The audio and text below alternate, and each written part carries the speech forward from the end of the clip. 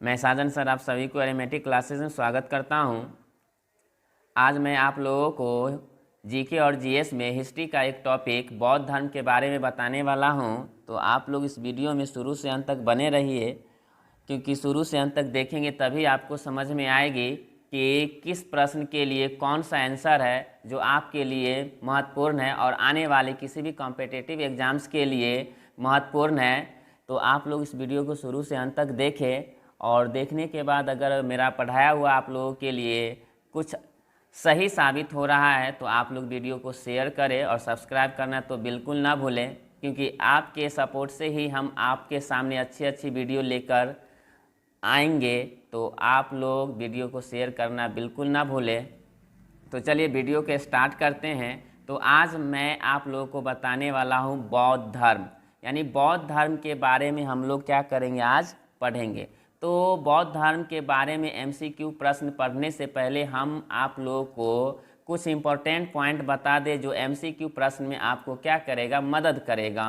और आप लोगों को बार बार मैं रिपीट करता हूँ, प्रत्येक वीडियो में एक ही शब्द मेरा रिपीट होता रहता है कि यह सभी एग्ज़ाम मतलब सभी कॉम्पिटिटिव एग्ज़ाम्स के लिए काफ़ी महत्वपूर्ण है। तो आप लोग इस बात को इग्नोर ना करें, क्योंकि यह एग्ज़ाम में काफ़ी बार पूछा भी गया है और आपको पूरा प्रूफ के साथ रहता है नीचे में कि यह पूछा ही जाता है। तो आप लोग इसे इग्नोर ना करें, याद करने की कोशिश करें। तो चलिए वीडियो के स्टार्ट करते हैं। बुद्ध के जीवन से संबंधित बौद्ध धर्म के प्रतीक। तो बुद्ध के जीवन से जो बौद्ध धर्म के जो प्रतीक है, ये देखिए जन्म, यानी कि बुद्ध के जो जीवन से संबंधित है वह जन्म है। तो जन्म का जो प्रतीक है वो क्या है, कमल एवं सांड। याद रखेंगे, बुद्ध के जो जन्म का प्रतीक क्या है, तो कमल एवं सांड है। याद रखेंगे कमल एवं सांड किससे संबंधित है, तो जन्म से संबंधित है।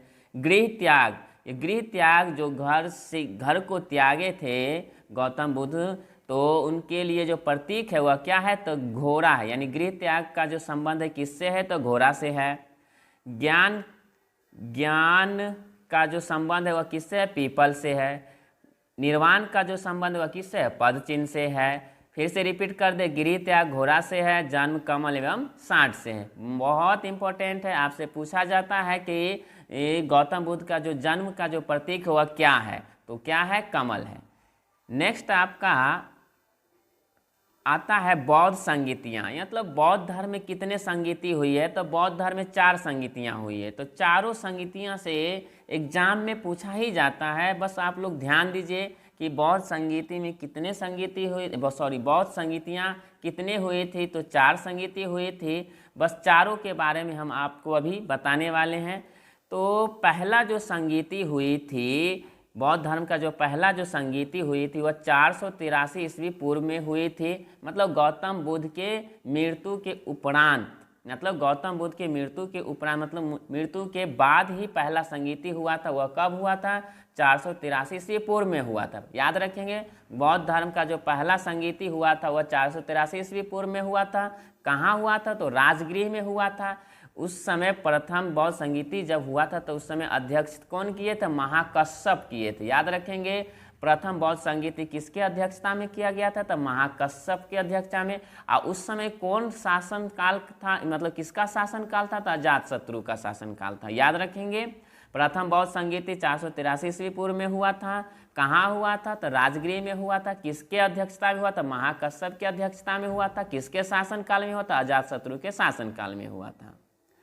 नेक्स्ट आपका है द्वितीय बौद्ध संगीति। द्वितीय बौद्ध संगीति 100 साल बाद हुआ था, यानी 100 साल बाद, यानी कि वह 483 में प्रथम हुआ था, द्वितीय 383 ईस्वी पूर्व में हुआ था। यह कहाँ हुआ था, तो वैशाली में हुआ था। और किसके अध्यक्षता में, तो सुबु कामी की अध्यक्षता में हुआ था। और किसका शासन काल था उस समय, तो कालाशोक का शासन काल था। याद रखेंगे, द्वितीय बौद्ध संगीति 383 ईस्वी पूर्व में हुआ था। कहाँ हुआ था, तो वैशाली में हुआ था। किसकी अध्यक्षता में हुआ था, तो सुबु कामी की अध्यक्षता में हुआ था। किसका शासन काल था, तो कालाशोक का शासन काल था। मोस्ट इंपॉर्टेंट प्रश्न है, आप लोग इसे याद करने की कोशिश करें। नेक्स्ट तृतीय जो बौद्ध संगीति हुआ था वह 247 ईस्वी पूर्व, किसी में 250 ईस्वी पूर्व रहता है। तो तृतीय बौद्ध संगीति जो हुआ था 247 ईस्वी पूर्व या 250 ईस्वी पूर्व है। यह कहाँ हुआ था, तो पाटलिपुत्र में हुआ था। कहाँ हुआ था तृतीय बौद्ध संगीति? पाटलिपुत्र में। इसकी जो अध्यक्षता कौन किए थे? मोगलीपुत्र किए थे। लेकिन उस समय शासन किसका था? तो अशोक का शासन था। मोस्ट इंपॉर्टेंट है, याद रखिएगा कि तृतीय बौद्ध संगीति किसके शासन काल में हुआ था? तो अशोक के शासन काल में हुआ था। ये तृतीय बौद्ध संगीति जो हुआ था उसका अध्यक्षता कौन किए थे? तो मोगलीपुत्र किए थे। अब कहाँ हुआ था? तो पाटलिपुत्र में हुआ था। यह तीनों आपके एमसीक्यू प्रश्न के लिए इंपॉर्टेंट है, बस आप लोग इसे याद करने की कोशिश करें। नेक्स्ट जो आपका संगीति है चतुर्थ बौद्ध संगीति। तो चतुर्थ बौद्ध संगीति वह ईसा यानी कि ईसवी के जो प्रथम शताब्दी है उसमें हुआ था। यानी कि ईसवी का जो प्रथम शताब्दी जो स्टार्ट हुआ था उसमें चतुर्थ बौद्ध संगीति हुआ था। और यह कहाँ हुआ था? कुंडल वन में हुआ था, जो कहाँ पड़ता है? कश्मीर में पड़ता है। और इसकी अध्यक्षता कौन किए थे? वसुमित्र अश्वघोष किए, यानी कि वसुमित्र अध्यक्ष थे और अश्वघोष क्या उपाध्यक्ष थे, याद रखेंगे। लेकिन शासनकाल किसका था? कनिष्क का शासनकाल था। मोस्ट इंपॉर्टेंट है, आपसे पूछा जाएगा कि चतुर्थ बौद्ध संगीति किसके शासनकाल में हुआ था? तो कनिष्क के शासनकाल में हुआ था। किसकी अध्यक्षता में हुआ था? तो वसुमित्र की अध्यक्षता में हुआ था। कहाँ हुआ था? तो कुंडलवन, या कुंडलवन कहाँ पड़ता है? तो कश्मीर में पड़ता है। और कब हुआ था? तो ईस्वी के प्रथम शताब्दी में होता है। क्लियर है? नेक्स्ट आपका है बौद्ध ग्रंथ एवं उनके रचनाकार, मतलब बौद्ध जो ग्रंथ है उसके रचनाकार कौन है उनके बारे। जो पहला जो ग्रंथ आपका है मिलिंद पन्हो। तो मिलिंद पन्हो जो ग्रंथ है यह बौद्ध धर्म ग्रंथ है। कौन रचना किए थे? तो नागसेन किए थे। यानी मिलिंद पन्हो जो ग्रंथ है, जो बौद्ध धर्म का ग्रंथ है, वह ये मिलिंद पन्हो का जो रचनाकार कौन है? तो याद रखेंगे नागसेन है। नेक्स्ट आपका जो है बुद्धचरित सौंदरानंद सारिपुत्र प्रकरण, यह किनके द्वारा यह ग्रंथ रचना किया गया है? तो अश्वघोष के द्वारा, जो हम बताएं अभी। यह उपाध्यक्ष थे बौद्ध चतुर्थ बौद्ध संगीति में।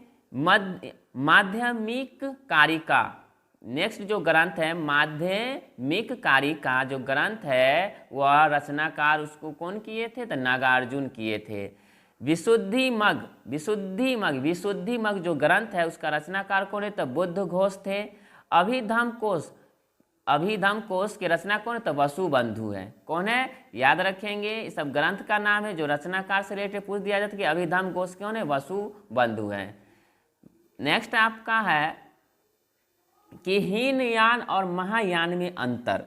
यानी कि जब चतुर्थ बौद्ध संगीति हुआ था कनिष्क के शासन काल में, तो बौद्ध धर्म क्या हुआ था? दो भागों में बंट गया था। याद रखेंगे कि बौद्ध धर्म किस संगीति में बंटा था? तो चतुर्थ बौद्ध संगीति में, जो कनिष्क के शासन काल में हुआ था और ईस्वी के प्रथम शताब्दी में हुआ था। तो हीनयान और महायान दो भागों में बौद्ध धर्म बंट गए थे। तो हीनयान एक अलग हो गया, महायान अलग हो गया। तो हीनयान और महायान में क्या डिफरेंस है? तो देखते हैं।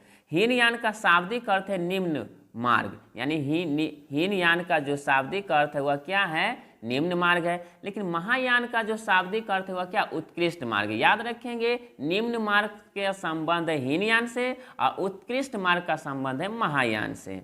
नेक्स्ट आपका हीनयान का है कि इसमें महात्मा बुद्ध को एक महापुरुष माना गया है। मतलब हीनयान में महात्मा बुद्ध को एक महापुरुष माना गया है, लेकिन महायान में इन्हें क्या माना गया है? देवता माना गया है। याद रखेंगे, आपसे प्रश्न ऐसे भी पूछा जा सकता है कि किस मतलब कि बौद्ध धर्म का जो भाग बटा है, मतलब किस में बौद्ध धर्म को देवता माना गया है? तो आप महायान बोलेंगे। लेकिन किस मतलब जो बटा है उसमें किस में महापुरुष को, मतलब बुद्ध को महापुरुष माना गया, किस में माना गया? तो हीनयान में माना गया। याद रखेंगे, हीनयान का संबंध निम्न मार्ग से है, महायान का संबंध उत्कृष्ट मार्ग से है। लेकिन हीनयान वाले व्यक्ति जो थे, हीनयान वाले जो थे वह बुद्ध को क्या मानते थे? महापुरुष मानते थे। लेकिन महायान वाले क्या मानते थे? बुद्ध को देवता मानते थे।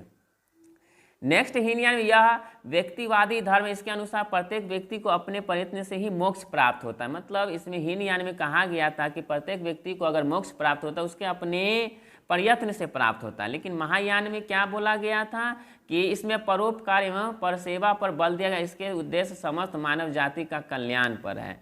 नेक्स्ट है मूर्ति पूजा में भक्ति में विश्वास नहीं करता, मतलब हीनयान जो था वह मूर्ति पूजा में विश्वास नहीं करता था, लेकिन महायान पुनर्जन्म में विश्वास करता था। ऐसे भी क्वेश्चन पूछ दिया जाता है कि मूर्ति पूजा में या भक्ति में विश्वास कौन नहीं करता था, तो हीनयान नहीं करता था, लेकिन पुनर्जन्म में विश्वास कौन करता था, महायान करता था। मोस्ट इंपॉर्टेंट है, आप लोग ध्यान से सुनेंगे और याद करने की कोशिश करें।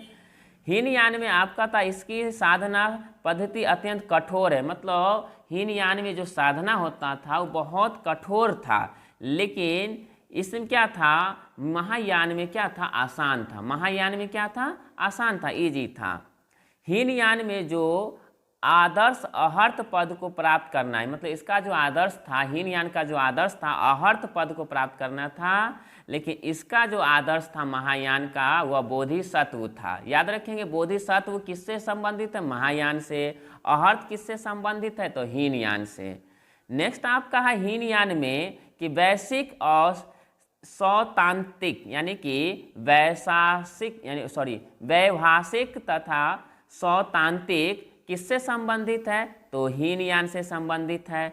लेकिन आपको शून्यवाद हो गया या विज्ञानवाद हो गया, या किससे संबंधित है, तो आपको महायान से संबंधित है।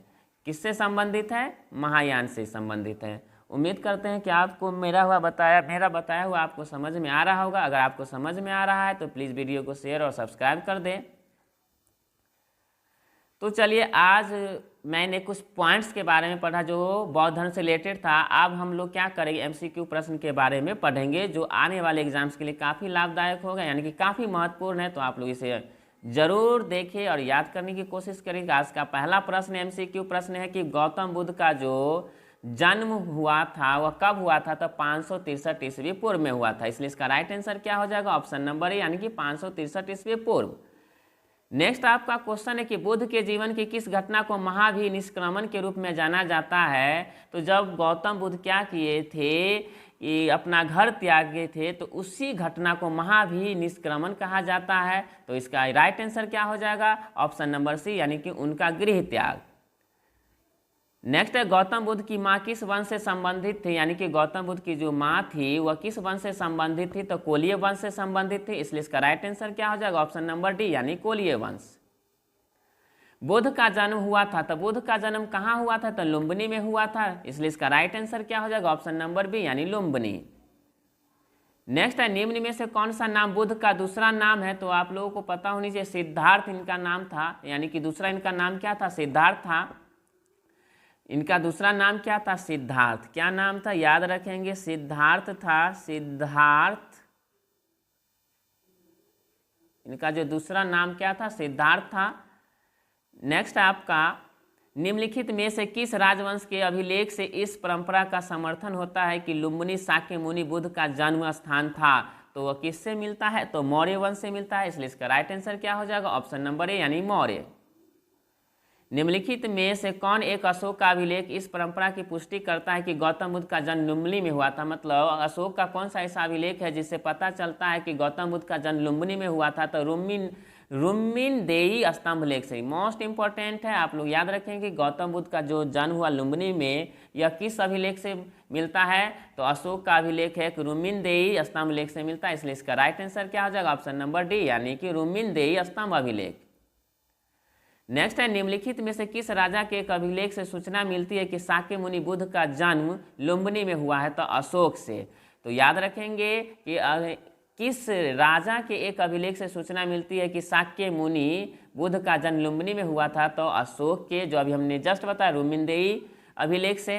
इसलिए इसका राइट आंसर क्या हो जाएगा, ऑप्शन नंबर ए। नेक्स्ट है महात्मा बुद्ध का महापरिनिर्वाण कहाँ हुआ था, यानी कि महापरिनिर्वाण का मतलब होता है कि इनका मृत्यु कहाँ हुआ था, तो कुशीनगर में हुआ था।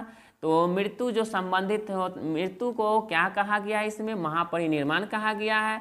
तो वो बहुत, यानी कि गौतम बुद्ध जी का जो मृत्यु हुई थी वह कहाँ हुई थी, तो कुशीनगर में हुई थी। तो इसलिए इसका राइट आंसर क्या हो जाएगा, ऑप्शन नंबर सी, यानी कि कुशीनगर।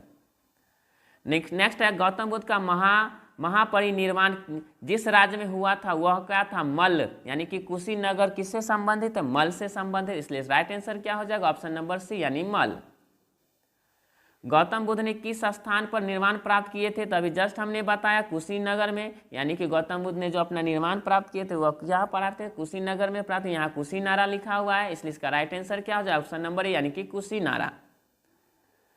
नेक्स्ट है महात्मा बुद्ध का महापरिनिर्वाण किसके गणतंत्र में हुआ था? तो मल्लो का। अभी हमने जस्ट देखिए बार बार क्वेश्चन को रिपीट किया जाता है, बस उसको पैटर्न को थोड़ा बदल देता है, लेकिन इंपॉर्टेंट है, आप लोग याद करें। महात्मा बुद्ध का महापरिनिर्वाण किसके गणतंत्र में हुआ था? महापरिनिर्वाण का मतलब होता है मृत्यु, याद रखेंगे। तो किसके गणतंत्र में? तो मल्लो के गणतंत्र में हुआ था, इसलिए इसका राइट आंसर हो जाएगा ऑप्शन नंबर ए, यानी कि मल्लो। महापरिनिर्वाण मंदिर अवस्थित है तो कुशीनगर में है। महापरिनिर्वाण कहाँ हुआ? तो कुशीनगर में है, तो इसलिए इसका राइट आंसर क्या हुआ? ऑप्शन नंबर ए, यानी कुशीनगर। नेक्स्ट है निम्नलिखित राज्यों में से किनका संबंध बुद्ध के जीवन से था? तो कौशल और मगध से था, तो इसका राइट आंसर क्या हो जाएगा? ऑप्शन नंबर 3, यानी कि इसका जो 3 और 4 है, तो 3 और 4 किस में? ऑप्शन नंबर सी में, इसलिए इसका राइट आंसर क्या हो जाएगा? ऑप्शन नंबर सी, यानी 3 और 4। नेक्स्ट आपका प्रश्न है गौतम बुद्ध द्वारा अपने धर्म में दीक्षित किया जाने वाला अंतिम व्यक्ति निम्नलिखित में से कौन था? तो सुभद्र था, यानी गौतम बुद्ध अंतिम बार जो दीक्षित किया जाने वाला जो अंतिम व्यक्ति थे वह कौन थे? सुभद्र थे, इसलिए याद रखेंगे। इसका राइट आंसर क्या हो जाएगा? Option number D. तो आज के लिए आप लोगों का इतना ही है। इससे नेक्स्ट वीडियो में आप लोगों को मैं आप लोगों को बताने वाला हूँ। बस आज के लिए इतना ही, तब तक के लिए धन्यवाद।